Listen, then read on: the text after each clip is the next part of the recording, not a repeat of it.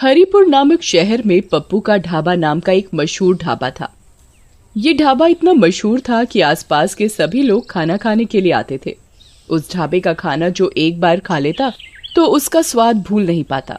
अगर कोई भी उस गांव में किसी भी काम से आता तो उस ढाबे का खाना खाए बगैर नहीं जाता।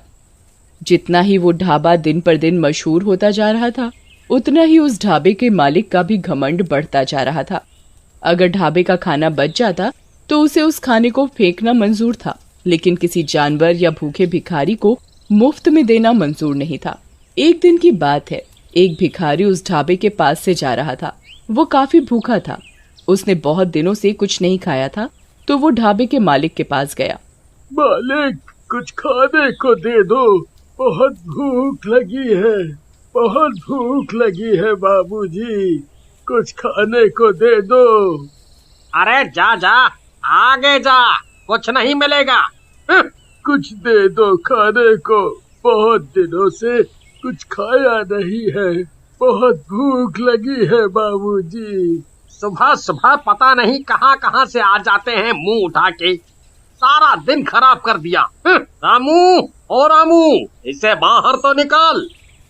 रामू भिखारी को ढाबे से धक्के मार मार कर निकाल देता है, पर मालिक को भिखारी के ऊपर जरा भी दया नहीं आती और भिखारी भूख के मारे बेहोश हो जाता है। मालिक, ये तो बेहोश हो गया है, तो मैं क्या करूं? इसे तू दुकान के सामने से हटा, ग्राहक के आने का टाइम हो रहा है। जी मालिक। मालिक, मालिक, लगता है ये मर गया। अरे ये क्या बोल रहा है? मालिक, मैं सही बोल रहा हूँ। तुम एक काम करो, इसे जो ढाबे के पीछे कुआं है उसमें फेंक दो और किसी को कुछ पता भी नहीं चलेगा। जी मालिक।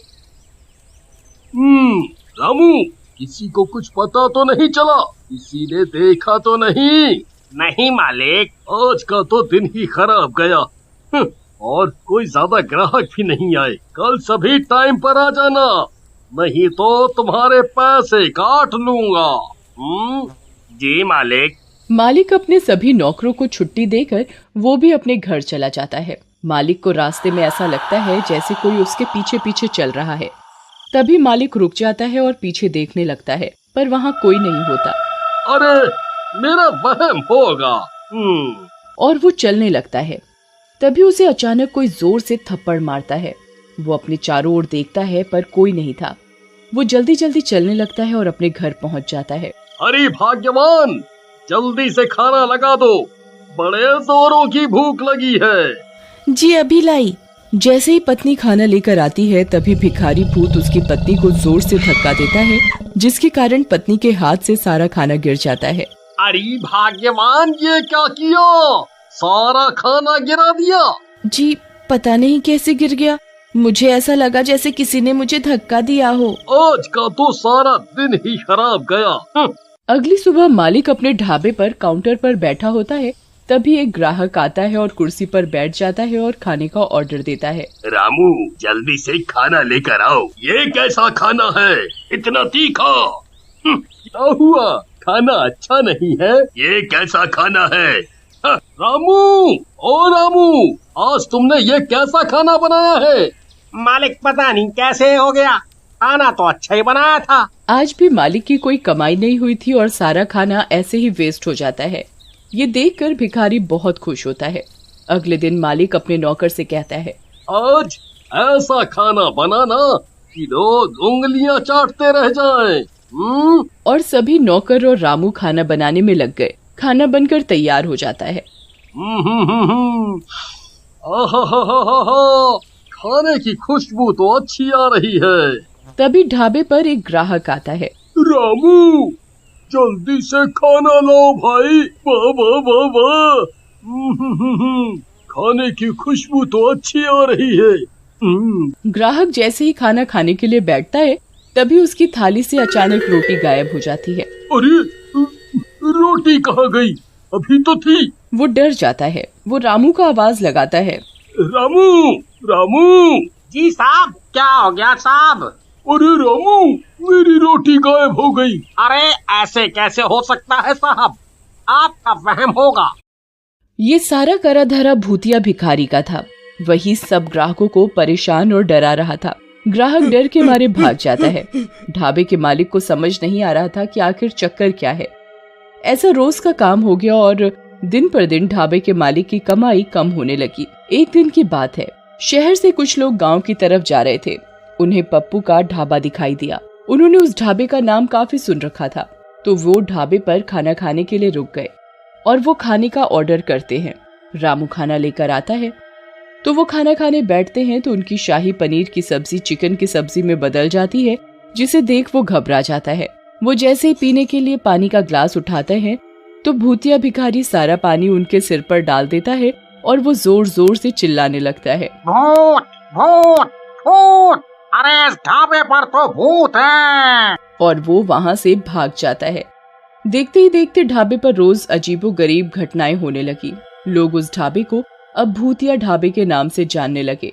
एक दिन रात को ढाबे का मालिक जब ढाबे के गल्ले से पैसे निकालने के लिए गल्ला खोलता है तो वो देखता है कि इसमें तो एक भी पैसा नहीं है और पैसे की जगह मालिक को उस भिखारी का सर दिखाई देता है।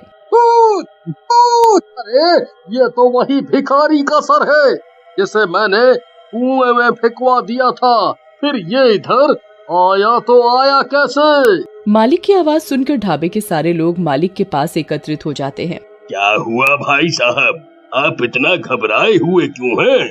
ये देखो, हमारे गल्ले में भूत है। यहाँ उस भिखारी की खोपड़ी रखी है और उधर से पैसे गायब हैं। ये सुन सारे लोग बहुत घबरा जाते हैं।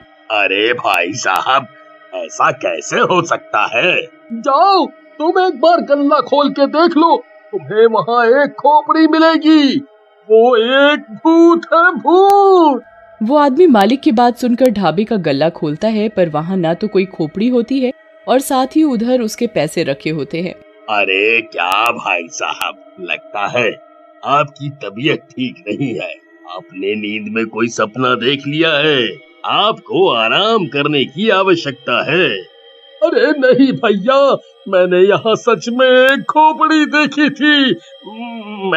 मैं बिल्कुल सच बोल रहा हूँ। मालिक अपनी बात सबको मनवाने की कोशिश करता है, पर कोई उसकी बात नहीं सुनता और ना ही विश्वास करता है। तभी रामू मालिक के पास आता है। मालिक, मुझे ऐसा लगता है कि ये सब वो भूखा भिखारी कर रहा है जिसे आपने कुएं में फेंकवाया था। वही उसके भूखे होने की वजह से उसकी मौत हो गई थी और इसी वजह से उसकी आत्मा हमारे ढाबे में भटक रही है और आपको दिन रात परेशान कर रही है। रामू, मुझे भी यही लग रहा है। तुम सही बोल रहे हो, पर अब इस बात का क्या इलाज है? तुम मुझे ये बताओ। अगर ऐसा ही चलता रहा तो मैं एक दिन पागल हो जाऊंगा और मेरा ढाबा भी बंद हो जाएगा। आप चिंता ना करिए मालिक, मैं एक बाबा को जानता हूँ। मैं आपको उनके पास लेकर चलूंगा। उनके पास हमारी परेशानी का कोई ना कोई हल जरूर होगा। ऐसा मेरा उनके ऊपर विश्वास है।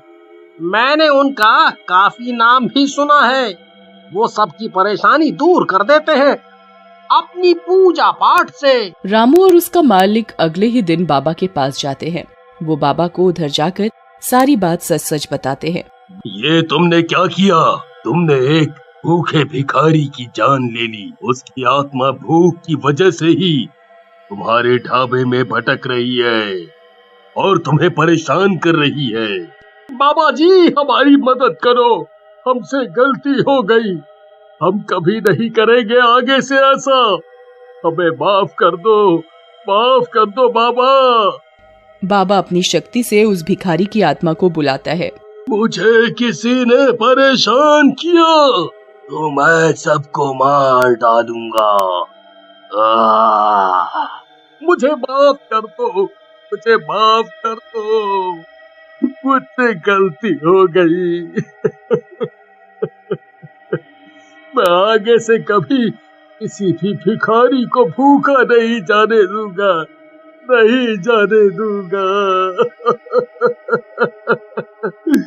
मुझे माफ कर दो।